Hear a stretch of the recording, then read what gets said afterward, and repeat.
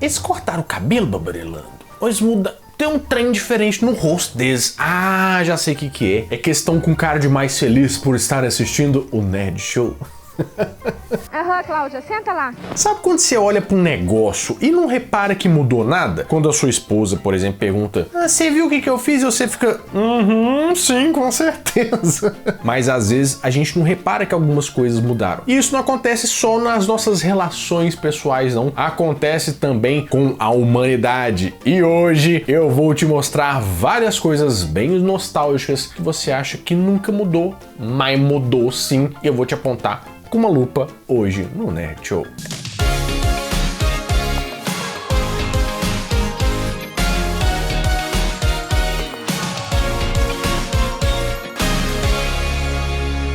Fala, meus queridos amigos, como estão vocês? Estão bom, né? Vou fazer uma pergunta para vocês. Você já ouviu falar no termo shrinkflation, também conhecido como reduflação? Parece um nome muito de coisa que a gente tem aqui no esôfago. Nossa, mas reduflação tá doendo pra caramba.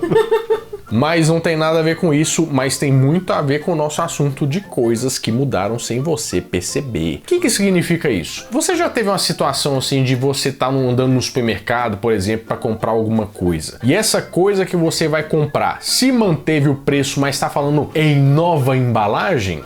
Pois é, as embalagens sempre mudam por algum motivo, mas só que a maioria das vezes é porque eles querem mudar a quantidade para menos, manter o preço e te deixar com uma grande de uma cara de palhaço. Isso é um termo mundial que é o shrinkflation, que é como se fosse um encolhimento, só que mexe na inflação por encolhimento da quantidade de produto para não mexer no preço, para você não ficar triste. Mas só que isso é proibido no Brasil, a menos que você comunique às pessoas de que isso está sendo feito. Como que eles comunicam isso? Através da nova embalagem. Eles não falam que tem menos, mas eles mostram que é uma nova quantidade para melhorar tal coisa e tal coisa. Você quer ver alguns exemplos? Por exemplo, você lembra aquelas barras de chocolate antigamente que tinha diamante negro, Galac e tal, deste tamanho? Hoje é umas barrinhas michuruca, né? Que a gente paga uma fortuna naquele negócio. E outra coisa que eu queria comentar com você, que eu queria muito a sua opinião. E a respeito do gosto do chocolate? Ai, eu não quero nem entrar nesse mérito, Babarelando, porque o chocolate de antigamente tinha gosto de felicidade. O de hoje tem gosto de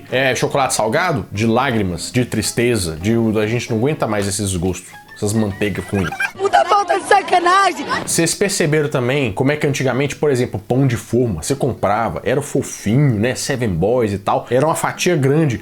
Hoje a fatia tá micro, assim, ó, você faz um mini misto pão de forma. Não dá nem pra nada, nem pra começar. Aí a gente vai lá, né, seguir as orientações do nutricionista. Aí eu preciso pegar 50 fatias de pão pra dar 50 gramas. É verdade. Agora mudou lá, assim, são 2 fatias de pão e uma meia pra dar a porção de 50 gramas. Quem que come meia fatia de pão de forma? 2 e meia? Nem dá pra fazer um misto assim, gente, que bobagem. O ovo antigamente vendia 12, era a dúzia de ovos. Ó, tá vendo como é que soa bem? Dúzia. Hoje vende 10 ou então a cartela tem 20. Eu achei que você ia reclamar do tamanho do ovo, né? Mas eu pensei, mas isso daí não tem a ver com o que da galinha?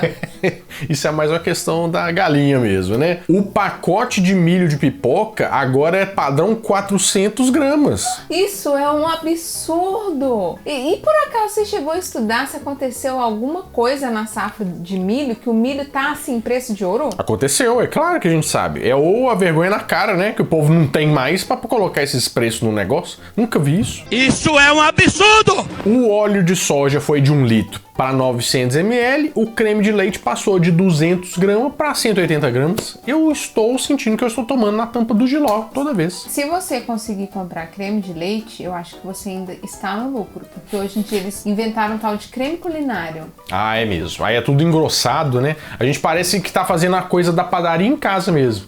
Só que é daqui a padaria que é mais ou menos. Mas você sabe também uma outra coisa que mudou muito ao longo do tempo? O papel higiênico. Principalmente porque antigamente a gente usava mais, era lixa mesmo, né? Você lembra do papel primavera? Meu papel é trazer a vocês o papel primavera. Primavera é super Eu tenho que falar a verdade pra vocês, eu nunca usei um papel rosa primavera. Eu nunca tive uma lustrada ali nas partes fundiárias, né? Você já teve, Aurelano? Não. Mas as lendas sobre o papel higiênico primavera, eu acho que ele era usado mais aqui em São Paulo, que o pessoal fala muito sobre ele. Mas em Belo Horizonte a gente já tinha a tecnologia da folha dupla. Então, o pessoal dá as lendas aí que era muito complicado. Mas você sabia que o papel higiênico é uma coisa que mudou muito ao longo da história? Até porque você tem que pensar que desde os tempos mais antigos, as pessoas tinham que limpar o bumbum, né? Como é que você acha que elas faziam isso? Com a folha. Com a folha? É. Será? Aham. Por exemplo, no Império Romano, eles tinham uma solução um pouco diferente, até porque as condições lá eram bem diferentes. Eles tinham os banheiros públicos, mas não o que a gente está acostumado aí de casinha no meio da rua. Era todo mundo num cagódromo, sentado lado a lado, batendo papo e mandando um barro. E você sabe o que eles usavam para se limpar? O tesorium. O que eles faziam? Eles pegavam um bastão, eles colocavam uma esponja na ponta, colocavam com água salobra ou vinagre e davam uma escovada nos dentes, né? Só que... Mas também tinha uma outra opção que eles usavam, que era o pessói. Pessói, que nada mais era uma pedra de 1 centímetro mais ou menos, que eles passavam no furico, né, para limpar. Imagino que era pedra-sabão, né? Pra limpar. Tô com uma sensação que esse trem fazia uma borrocada danada. Nossa, devia ser complicado mesmo pra dar uma limpada. Mas eu acho que é até bom, porque na China eles faziam o seguinte, eles pegavam um bambu, colocavam... Calma! Colocava um pano na ponta e dava aquela, né, passeada ali para dar aquela limpada. Tanto é que isso é provado que os arqueólogos até acharam resquícios de excremento nesses panos para confirmar que realmente os cropólitos estavam lá presentes. Então eles realmente usavam um bambu com um pano na ponta. E para você ter uma ideia do desespero que devia se viver nessa época, o primeiro papel higiênico no Ocidente só foi sair em 1857 e nem era em rolo do formato que a gente está acostumado, não. Ele era feito em quadradinhos. É como se fosse um papelzinho assim, ó, com vários papéis que era como se fosse aquele lenço umedecido. Era mais ou menos isso, que se chamava Medicated Paper for Water Closet. Caraca! E a gente só chama de primavera, né? Tava bom. Porque até então, naquela época, os americanos só usavam espiga de milho ou jornal. Então, esse rapaz pensou aí que seria um jeito mais confortável de limpar o terceiro olho, né? Que aí já ficou mais legal. Acabou o papel. Tem uma coisa que eu acho que mudou e você também não percebeu. E é uma coisa que eu tenho muita nostalgia. Eu gosto muito de aberturas, sabe? Tipo assim, abertura de novela, abertura de desenho, sabe? Isso dá uma sensação muito nostálgica pra mim. E eu tenho muita nostalgia com aberturas dos estúdios. Por exemplo, tem a abertura da Disney.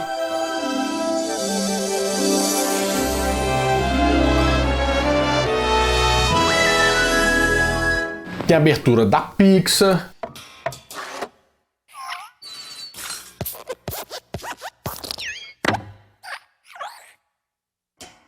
Tem uma que eu gosto muito também, que é bem específica, que é aquela abertura da Warner Bros. Que aparece no desenho do Batman séries animadas.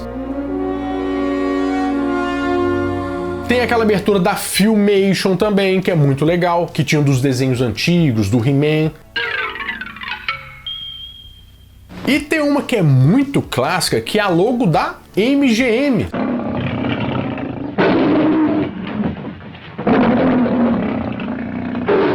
Mas uma coisa que talvez você não saiba é que a abertura da MGM, que na sua cabeça parece a mesma desde sempre, já teve 5 leões diferentes. E na verdade, cada um falando uma coisa diferente.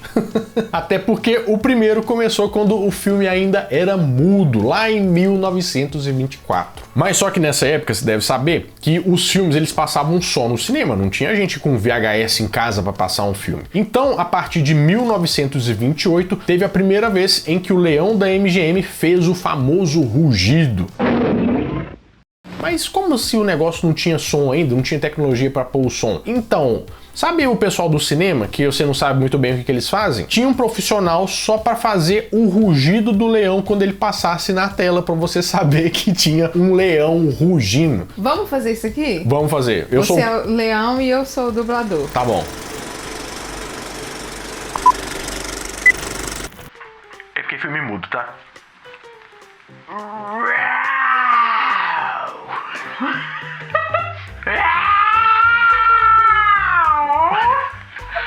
Gente, mas acho que é hora do recreio, o sinal bateu aqui. Uau!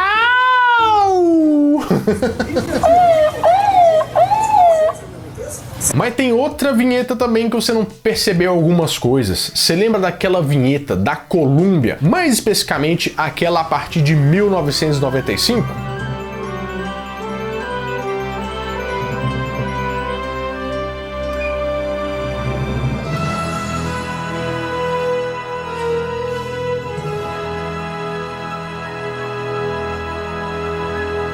Eu não sei se vocês têm essa memória assim também, mas parece que a logo pra mim sempre foi assim. Essa mulher aí segurando um negócio dessa forma. Mas a verdade é que não. E essa mulher mudou várias e várias vezes ao longo da história e teve várias estilizações.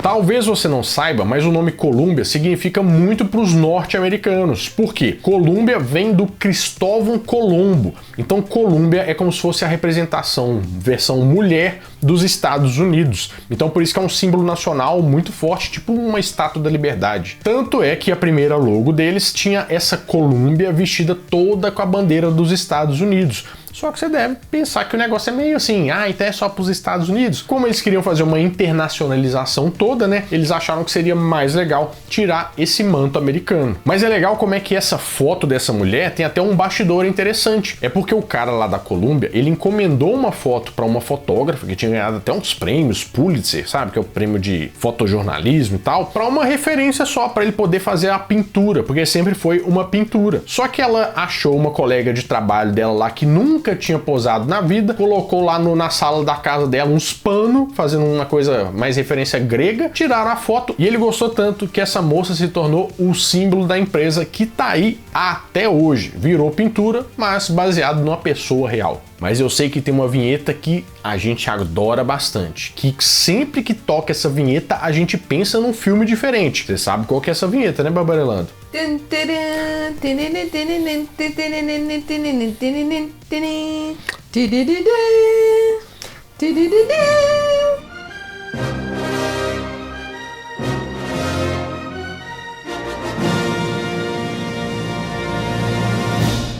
Vai começar Titanic. E no meu caso vai começar o Star Wars. Eu lembro de Star Wars, você lembra do Titanic, mas várias pessoas vão pensar em coisas diferentes também, né? E isso tem um motivo, porque a 20th Century Fox tá aí desde 1915 para fazer a alegria da galera com vários filmes, séries e coisas assim. Porém, vem a parte que você nunca notou, porque na verdade eram duas coisas diferentes, a 20th Century e a Fox. Mas em algum momento elas se juntaram. Lá no início, quando o Sr. Fox fundou a Fox Film, a vinheta de abertura para os filmes deles era completamente diferente. Olha só.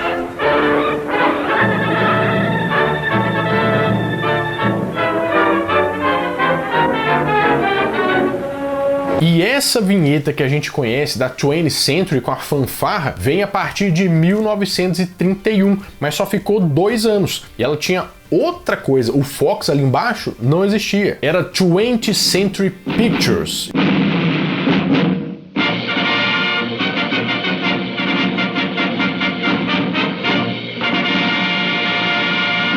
O que aconteceu para o negócio virar Fox? Em 1933, a Fox e a 20th Century elas se juntaram. Por quê? A Fox estava numa pindaíba danada, meio que uns problemas financeiros, só que ela tinha muito nome no mercado ainda. E a 20th Century era meio que tinha muitos projetos, muita criatividade, mas não tinha tanta abertura para o mercado. A solução boa para as duas empresas foi a junção. E a partir daí, 1935, surgiu a 20th Century Fox, que a partir daí teve fanfarra para tudo quanto é canto e a gente se divertindo com vários filmes.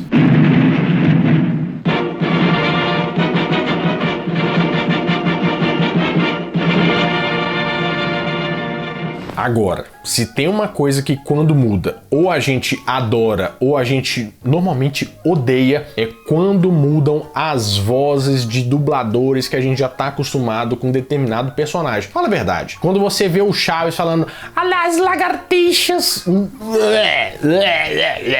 Eu não sei também por que mudaram a voz do Jack no Titanic. não tem necessidade, né, Barbarelando? Nossa! É só fazer o feijão com arroz e deixar a mesma coisa. Mas só que tem algumas vezes em que você não percebe que as coisas mudaram e aquilo ali meio que passa batido. Você quer ver alguns exemplos? Você gosta do Shrek? Ah, pô, não tem como não gostar do Shrek, né? Mas você já parou pra reparar que no Shrek 1 e no Shrek 2 a voz é diferente? Porque a voz é do Bussunda, sabe? Do Cacete Planeta. Dá uma olhadinha aí, ó. Duas coisas, ok? Fica quieto. Agora vai lá e vê se consegue achar a escada. E depois, no Shrek 3º, a voz que vem é do Mauro Ramos, que é o dublador do Pumba, que na verdade é um baita de um dublador, né? Mas que mudou. E nesse caso eu acho que muita gente não percebe que mudou, não. Você já viu o que os bebês fazem? Só comem e fazem cocô e choram, aí choram quando fazem cocô e fazem cocô quando choram. Agora imagina só um ogro bebê. Mas agora eu quero ver se vocês estão bons de ouvido. Vocês conhecem o Bob Esponja, certo? Que sempre foi dublado pelo... Wendel Bezerra. Exatamente, mas não é ele que mudou a voz. Mas vocês sabiam que o Lula Molusco já teve 3 vozes diferentes e que muita gente não percebeu? O primeiro dublador do Lula Molusco tem essa voz aqui, ó. A minha coleção de pedras não. Já chega! E eu me identifico muito com ele, porque ele se chama Daoís Cabezudo. Eu juro por Deus que é o nome dele. Que por acaso, uma curiosidade, ele também é o dublador que faz a voz da narração do Dragon Ball Z. Olha só. Finalmente o Super Shenlong apareceu. No entanto, Frieza, que estava muito zangado, já estava chegando. E o segundo dublador do Lula Molusco foi o Marcelo Pissardini. Olha a voz dele aí, ó. Fiquem no caixa, limpe as janelas, frite hambúrguer. Eu tenho que fazer tudo agora. Muito obrigado, Bob Encolhido. Que também, inclusive, foi a voz do Hades no Cavaleiros do Zodíaco. Que a terra inteira se torne um lugar de escuridão total. E a terceira voz do Lula Molusco é essa aí, ó, recente. Eu não volto mais pro Siri Cascudo. Nunca. Porque agora eu sou uma peça fundamental na máquina corporativa. Aí eu quero que você me fala qual voz que você prefere do Lula Molusco, ou até se você percebeu que tinha mudado, porque muita gente nem tchum. Mas agora eu te pergunto, falando sobre as lagartixas, você sabia que a Chiquinha já teve 2 vozes também? Nem sempre foi aquela que você tá muito acostumado, não. A que você tá acostumado é a Cecília Lemes, que foi a segunda voz da Chiquinha. Fala, a nossa eterna Chiquinha. Sim, pois é. Beijinho, Carlinhos, lindo, meu amor. Mas a primeira voz da Chiquinha foi a Sandra Mara Azevedo. Ah, não é culpa minha, papai. Eu só tentei apagar a tinta das paredes da casa com a minha borracha. E o Toy Story? Você sabia que Toy Story, o Woody, também mudou a voz? A primeira voz do Woody era essa aqui, ó, do Alexandre Lipiani. Ah, ótimo. Como vou convencer todo mundo de que foi um simples acidente? E a voz seguinte foi a do Marco Ribeiro, que é uma voz bem conhecida na dublagem. Deixe de ser bobo, meu chapéu não tá embaixo da minha bota. Vai olhar ou não? Viu? Nada. Só o nome Andy. E até filmes nostálgicos que a gente tem muito carinho mudaram as vozes de acordo com a dublagem, da redublagem que eles estavam fazendo. O De Volta pro Futuro também teve vozes diferentes. Por exemplo, Marty McFly, sabe ele? Pois é, personagem principal. Ele tinha uma voz muito característica, do Orlando Vigiani. Mas, Dr. Brown, preso aqui? Eu não posso ficar preso aqui. Eu tenho a minha vida em 1985. Eu tenho uma garota. Essa era a versão da BKS Rio, né? Que você já tá acostumado. Mas a versão da Double Sound nos anos 2000 é a voz do Manolo Rey. Doutor, é o Marty. Tá na escuta, câmbio? Na escuta, Marty. Ótimo, doutor. Ainda está funcionando. O Dr. Emmett Brown também teve uma nova dublagem. Na primeira é do Heleneu Salvador. Muito bem, Marty. Vamos repassar todo o plano mais uma vez. Desculpe a crudeza da maquete, mas eu... Sim, eu sei, doutor. Não está na escala. E depois veio a dublagem do Mauro Ramos, que com certeza um ótimo dublador, mas que muita gente acabou estranhando. Meia-noite, domingo, vamos montar o DeLorean nos trilhos aqui no ramal, ao lado da mina de prata abandonada. Vou falar com vocês, gente, hora que muda esses negócios, eu não gosto. Eu gosto de ouvir a mesma música 10 vezes. Eu já falei com vocês que eu não gosto de ouvir a música na versão ao vivo, eu gosto de só a versão de estúdio, sabe? Eu acho que se o trem tá dando certo, pra que mudar, né, Barbarelando? É, Renato, então assim, pra que mudar a abertura do Nerd Show, então, né? É bom, vou ficando por aqui, né? Mas toda semana eu trago mais um vídeo quentinho, fresquinho, crocante pra vocês. Então, adeus pra não responder esse negócio aqui. Então, tchau, pessoal.